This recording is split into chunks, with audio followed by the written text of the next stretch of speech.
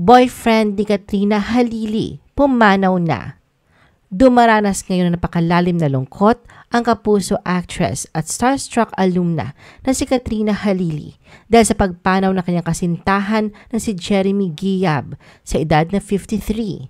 Si Jeremy na dating Vice Mayor ng Wao Lanao del Sur ay sa makabilang buhay noong January 28, 2024.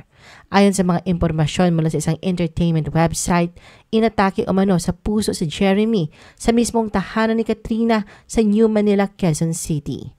Naisugod pa raw ni Katrina si Jeremy sa St. Luke's Medical Center pero diniklarang pumanaw na ito.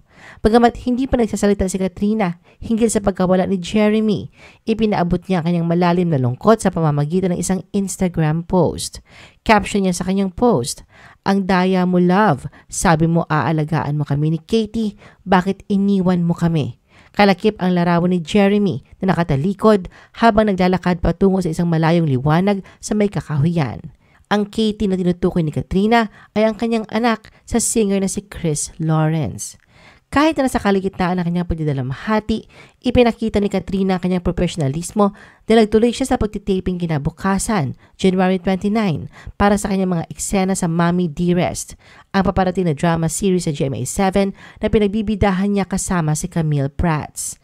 Isa sa mga matalik na kaibigan ni Jeremy sa showbiz ay si John Lloyd Cruz. Matatandaan na noong June 2021, kumalat ang mga usap-usapan na si Katrina ang bagong inspirasyon ni John Lloyd Cruz. Ngunit ito ay mariing itinanggi ng ilang malalapit nilang kaibigan. Hindi nagtagal ay lumitaw ang katotohanang matalik pala na kaibigan ni John Lloyd si Jeremy. At ito ang tunay na karelasyon ni Katrina kaya madalas sila nakikitang magkakasama. Bumisita si John Lloyd upang magbigay ng pakikiramay sa pamilya ni Jeremy noong unang gabi ng burol kung saan inilagak ang katawan ng kanilang kaibigan sa isang funeral chapel sa Quezon City. Samantala sa Instagram account naman ni Quezon City 3rd District Councilor Don De Leon ay nagbahagi siya ng mensahe niya tungkol sa pagpanaw ni Jeremy na matalik niyang kaibigan, kalakip ang mga larawan nito. Sa caption, inilarawan niyang kaibigan bilang kanyang best friend, brother, kanyang confidant at partner. Mababasa rin sa caption na dumanas ito ng fatal heart attack bandang alas 5 ng hapon, January 28. Lubos ang panghihinayang ni Don sa mahalagang buhay ng kaibigan na maagang nawala. Humihingi rin siya ng panalangin kasama ang pamilya ng yumao niyang matalik na kaibigan para sa kapahingahan ng kaluluwa nito na kasama na ngayon ng Panginoon. Sa isang hiwalay na Instagram post ay nagbigay detalye si Don sa lamay ng mga labi ni Jeremy. Anya, nagdesisyon daw ang pamilya ng kanyang kaibigan na iburol ito sa Arlington, Quezon City hanggang February 1 at hindi na ito ililipat sa De La Estrada Church na unang inanunsyo.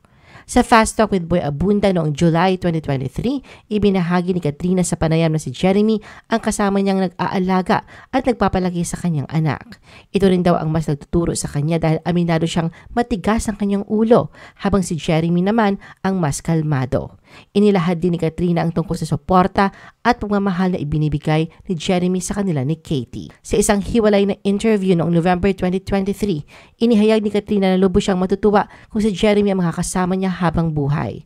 Masyado pa nga raw maagang sabihin pero ang mahalaga para sa kanya ay masaya siya sa piling ni Jeremy dahil sa kanya niya naramdaman na may companion siya, hindi na iilang at nagagawa ang gusto niyang gawin. I-post ang inyong comments at reaction sa baba at huwag kalimutan na i-like at i-share ang video na ito. Gusto mo pa ba ng ibang showbiz videos? Panoorin ang aming iba pang top viewed videos. Para sa aming mga YouTube viewers, pumunta lang sa description ng video na ito o i-click ang link sa itaas ng screen. Para naman sa mga Facebook viewers, ay maaari ninyong hanapin ang mga link sa comment section ng video. I-follow nyo din kami sa Facebook at mag-subscribe sa aming YouTube channel. Thanks for watching!